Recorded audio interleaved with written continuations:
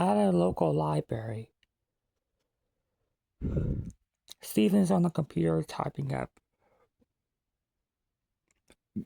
and trying to learn our ways to cheat death on the online web.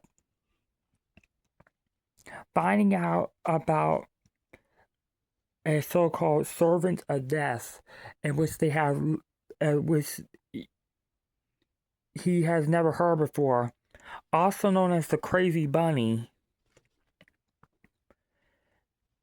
Technically, a male named Todd Abel, who has led a group of survivors to attempt to cheat death, has emerged to help them with their issues on the World Wide Web.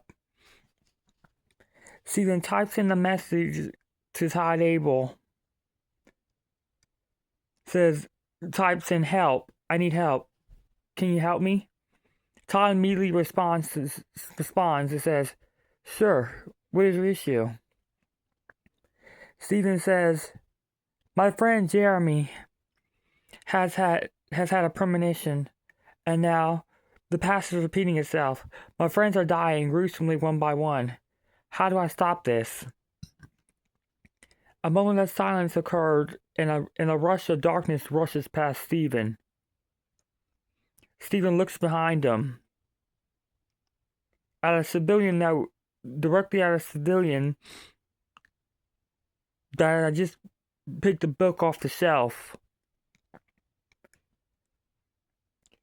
The civilian unnoticeably drops the book off the shelf when the elderly lady pulls the book off the shelf.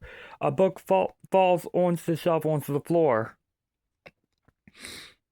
The computer beeps. Todd Abel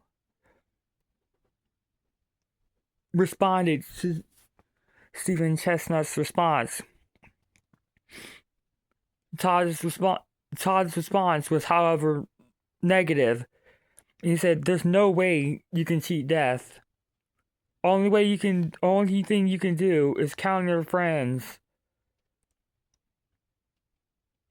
to stay alive as long as possible. Staying in the game is as good as it gets. Stephen types in another message to Todd. What if somebody's been added onto the list? Is that possible? Todd responds just as evenly, just as quickly and swiftly. He responds, yes.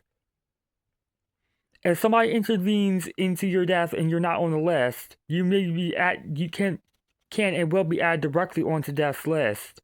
For it doesn't like to be voided or cheated or added admittance of any other death. Stephen closes his laptop and packs his laptop and wirings in his backpack. Walks directly, puts his strap backpack on his shoulder, and along with his leather black hoodie, and attempts to exit the library with his leather black pants and his tan iron toe boots, with his white tank top on underneath his leather jacket.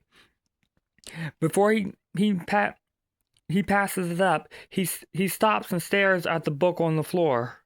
He picks it up, puts it back on the shelf, but then pulls it back and looks at the cover of the book. The book just happened to be by Jeremy Kevings, Jeremy Clifton's former name before all this was occurring. And at the time of the 785 Faulkner Road incidents and tragedies of his friends.